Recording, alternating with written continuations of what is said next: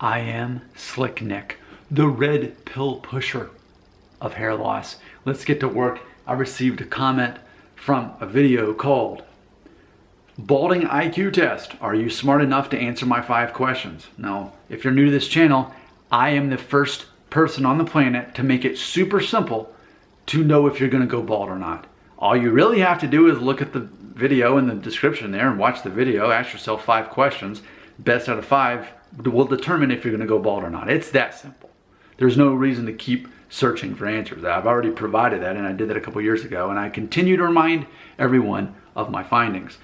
Which Zuber Ali commented on that video saying, bro science, LOL, to which I responded, 100%. So even if it's bro science, bro science isn't invalid just because it's bro science. Just because the medical community doesn't back something up doesn't mean that it's not valid. So I'm not into big pharma, so I'm okay with bro science. I take bro science as a compliment.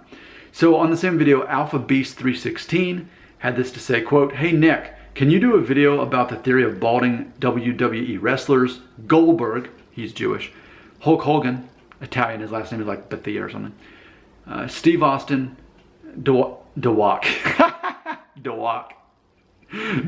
Rock Johnson. That's hilarious.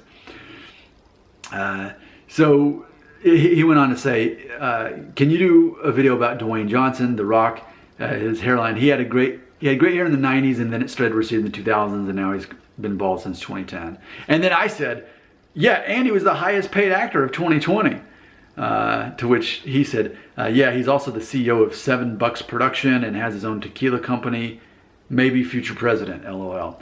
Yeah, it was funny because when I was at the gym last week, they have like national headlines that pop up on the screens where it's like local ads, but then they'll also do like local or national headlines. And it said on there that Dwayne Johnson, The Rock, was the #1 paid actor of 2020.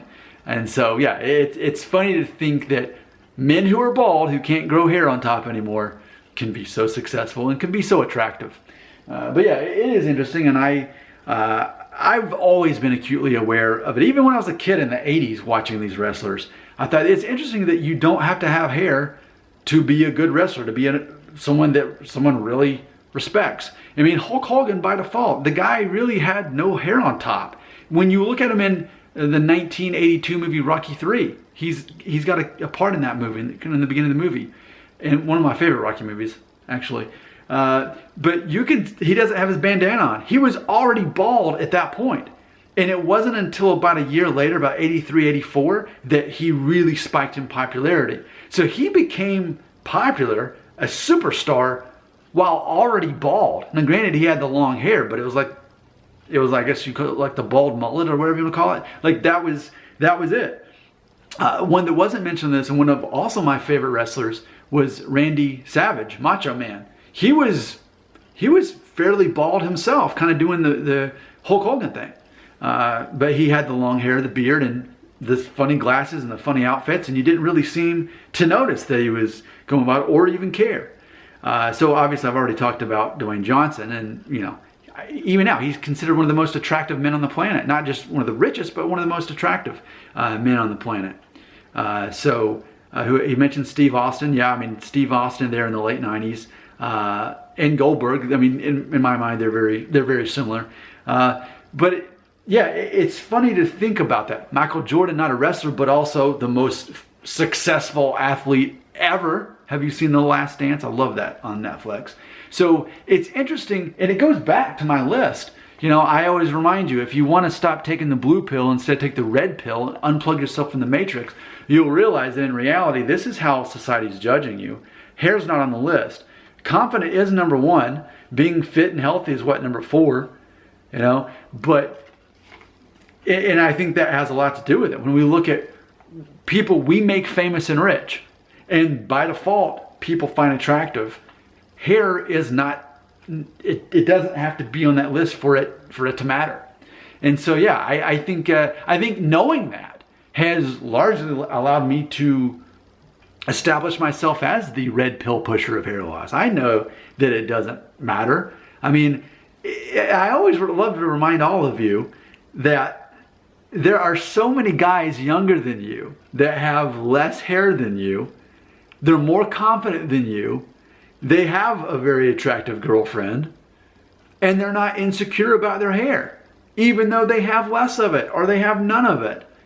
So clearly it's a decision you make in your mind. But it ultimately comes down to the red pill and the blue pill. And if you haven't seen that video, go ahead and check it out so you can understand that ultimately you can move on, you can move the rest of your life believing that your hair matters, or you can choose to opt out of the system and start focusing on what actually matters. But only about 3% of my viewers are ever going to take the red pill with me, as I do, because fundamentally they're addicted to pornography. They're consuming pornography on a daily basis. I mean, any basis is too much because you're destroying your confidence. And as we all know, the number one thing that makes men attractive is their level of confidence. You cannot be a confident person if you're consuming pornography. You have to get that out of your life. Number two, then you have to shave your head so you can face your fears and preview what life might be like if you don't have hair, and how you'd have to ultimately just reinvent your image to some degree, But most of my viewers can't do that. Most of my viewers can't even answer the 5 questions that determine whether you're going to go bald or not, and then leave me a comment telling me. What they'll do instead, they say, well, I watched your video, Nick, so my dad was bald. I'm like, what? That's not one of the 5 questions. Ask the 5 questions, best out of 5.